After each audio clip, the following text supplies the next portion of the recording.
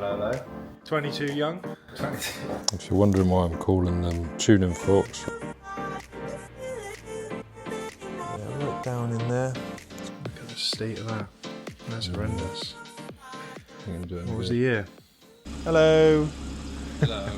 You join us on a sunny morning down in Bristol, and I'll walk you through what we've got going on today in the workshop. We have quite a few AC faults at the minute with the temperature.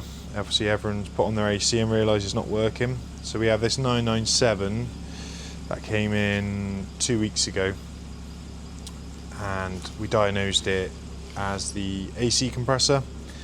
So when the AC's turning on, the compressor's doing nothing.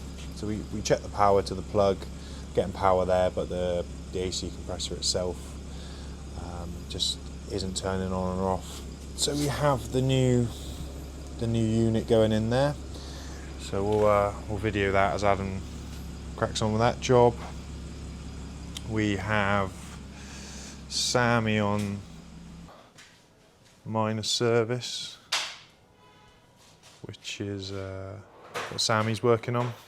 So we got this done this morning. The customer's waiting around for this one. We're also going to clear out the drains as well, because you can see we've got scroll onto the floor. That's already come out of the drains. We'll clear this side out as well. Get the vacuum in there to make sure don't get anything blocked over the winter months. So just keep on top of that. And then what else did we have in this morning? We've already done an oil change on this 981, which come in for a range of issues. So yeah, already carried out an oil change on this one. The customer's complaining there's a roof issue and an AC leak. So I will post up a picture of the AC picture we took of where the leak was. Unfortunately, it's the pipe behind the engine. So we are going to have to order those pipes in. We've already carried out the oil service, ran that up to temperature. Got a for oil level, reset the service light, so that's all done. And then the customer was complaining that the roof wasn't working. Now, we've scanned it with the P-Wiz and operated the roof, and everything seems to be working. I've had it up and down a couple of times now, but there's nothing that we can see. It doesn't have any faults in the diagnostics relating to the roof. So we've already got the P-Wiz plugged in. We're going to run a calibration on the roof, and I think that's all we're going to do on it, because it seems to be operating fine. There's no fault codes. My only fault is possibly it was working fine off the key, but maybe when the customer was using the switch in the centre, I have seen before these switches can be a little bit dodgy and the switches start to break down. So I do wonder whether the switch is on his way out. But for us at the minute, everything's working perfectly fine. Maybe we've just got a bit of a heavier touch on the finger to get the button working fine. Here we have the 9-speaker upgrade package that we're installing on James's 987 Cayman. His car had the BOSE system from factory, hence why it's got the 9 speakers rather than the non-BOSE system, which didn't have as many speakers in it. But this kit was more cost efficient and an upgrade over the stock one than buying just one Porsche speaker. So yeah, this whole system came in at less than one Porsche speaker. So James had 2 blown speakers, so we opted for this kit because it was just going to save money, and it was an upgrade rather than, having older speakers that were in the car. So yeah, here we have it.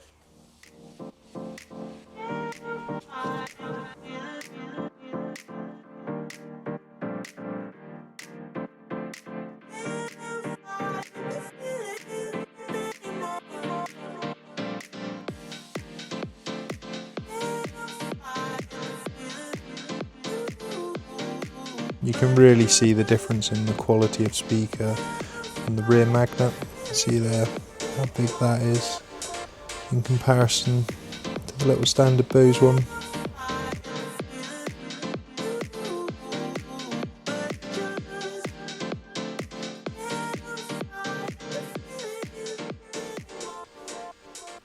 Right, and today we've got a 718 Boxster S 2.5, one of our favourites, in red. So today for tuning forks at the front and the rear, it's got a classic rattle coming, it's loud. So we will be getting it on the ramp as it is. We will be lifting it up, removing the front and rear, and we will be doing a four-wheel alignment afterwards, just to make sure all the wheels are pointing in the right way. As you can see, this is a very nice example. These are the tuning forks in question. You can see the rear ones are quite substantial.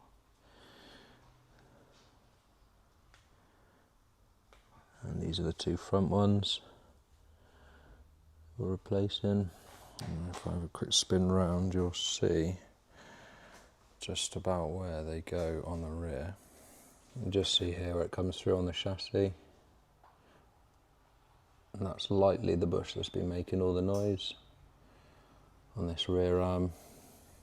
You can see these brake ducts attached for the braking coolant. And then you can just see in here where it comes through to the lower arm, or coffin arms, some people call them.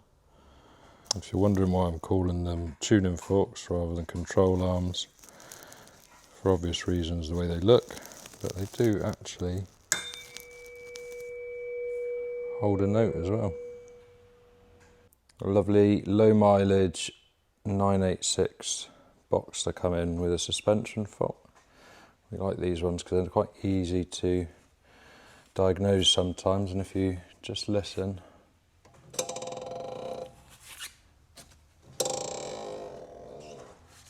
this is the noise of a broken top mount bearing. So nice easy fix for us, new top mount tracking. And it's Sammy's birthday. Hello, hello. 22 young. 22. We've got this 981, which is in for a major service, and both the clutch pedal and the brake pedal plastic bush changes, because the brake pedal's sticking and the clutch pedal's also squeaking. Quite a common issue on the 981s. Don't know why they made the clutch or brake pedal out of plastic, it's beyond me, but we're changing them. We've got Adam currently working on door hinges on the 957, which has got the downpipe issue as well. Got the downpipes on order, and yeah, what was the issue here, Adam? The hinges were worn. Yeah, all the pins for the hinges were all sloppy, So quite difficult. ordered a new set of hinges. Got them painted at the body shop, so we're going to get both of them fitted and get the door back on. And what else? Oh, Sam's turbos arrived. So yeah, Sam's 991 turbo generation 2. These are the turbos we're upgrading to. So these are KO4s over the stock KO3s that are on the car. The KO4 comes on the GTS models. That's where you get the extra horsepower from factory. So yeah, two shiny turbos. Hello and welcome back to another day in fixing Porsche problems. This morning we have in this 718 with a coolant leak, and we had it in I think about 2 weeks back, and we diagnosed it as this faulty component right here. So it just sits in front of the engine, and yeah, it's just leaking from this bit of the gasket. It's either the gasket or the plastic that's got a small crack in it, or something's happened. So we're going to get on, and take the access panel out from behind there, behind the seats, and change this component, and then obviously test drive the car, top up the coolant, etc. Get that back to the customer today. Adam is working on a new generation shape Panamera, which he is just changing the air filter. Particularly bad air filter. Is it? Okay. But yeah. Oh, there you go. All the Panameras, you've got to remove the front bumper to access the air filter. So often gets forgotten in the servicing. And oh my god. Yeah, that's bad, isn't it? Yeah. So we've got Jeez. somebody's pet budgie in there. Yeah. It's why we often recommend in changing the air filters on most of the Porsches at a more frequent interval than Porsche recommend, because having all that leaves in there is going to restrict the performance of the engine. It's just not going to breathe properly. You can see there. Look at the state of that. That's horrendous. What was the year? 2018. So that is the original. Yeah, Original air filter has never been changed. So 7 years old. So somewhere along the line. Serviced at first one. Yeah, it's been missed, hasn't it? Oh dear. Yeah. That's yeah. So Adam's working on that one. I'm doing the 718, and Sammy is working on a 986 Boxster over the back, which is a couple of tyres and a few MOT things like light bulbs and wipers, etc.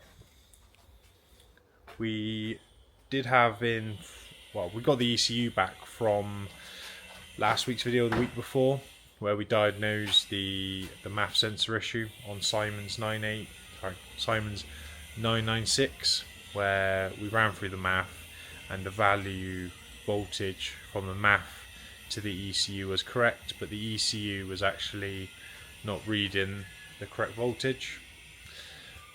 Well, we sent it off to an ECU repair specialist, got it back this morning, plugged it into the car and went for a test drive.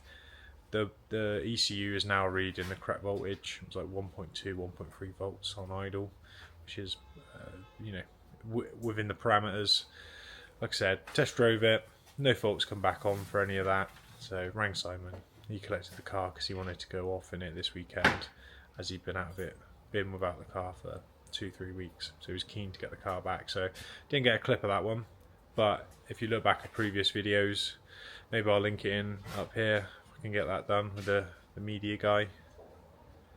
We've had quite a busy week, if I'm honest, and we've just been trying to get a few cars out the door, bigger jobs. But I'll spin you around. I'll walk you through what's happening on 2 Cayennes today, both a 955 Cayenne and a 957 Cayenne GTS.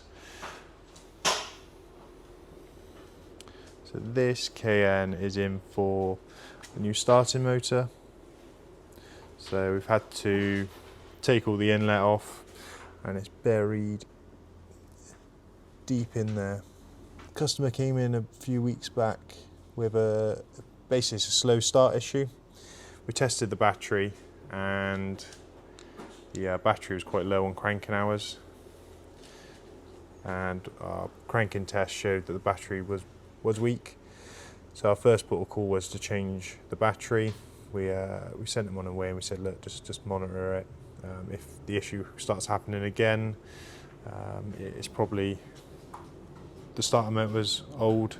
Due to it being in the centre of the V, it does get heat soaked. So every time you do a long journey, hot cold, it does take its toll on the starting motor. So yeah, the customer rang us up after a few weeks and said, look, battery's improved the starting issue, but once in every 10 occasions it does click, and then you go back, start it again, and it will start, but he says it's just annoying, can we get a starter motor fixed on that? So that's what we're doing on that one. Cayenne S 4.8 V8 this time. The revised engine, because it's 957, is in for a set of downpipes. Because as you can see there, the flexi on the downpipe from the engine is cracked, and it's both sides. So this car came in sounding like a tractor, and we thought maybe it might be corroded bolts, which we can see on this side. You can see there the flange bolts are heavily corroded.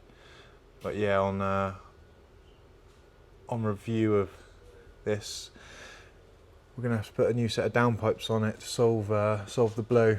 This side's pretty accessible to get to. We've got quite a bit of room.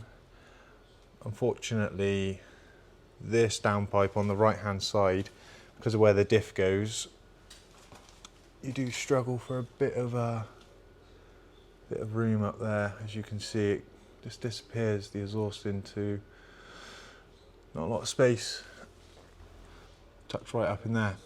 Yeah. Friday fun. What else has happened throughout the week? Well, we sold the Mercedes A250.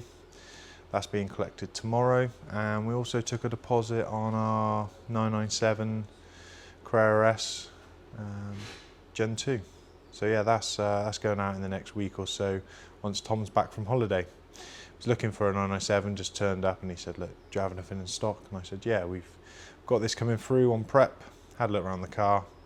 It's a really nice spec, the 997 Gen 2 Carrera S we've got in, and we've looked after the car for about 3-4 years. Matt, who was the previous owner, sold it to get a 991 GT3.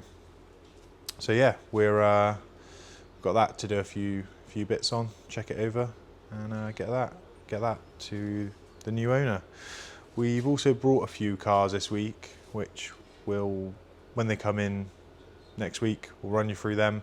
We've got a 997 Gen 2 Carrera 4S coming into stock, and we've got another Cayenne coming into stock, and we have got, I think we've got a 986, but we're not 100% sure that's coming in. But we're trying to do a deal at the minute with another one of our cars.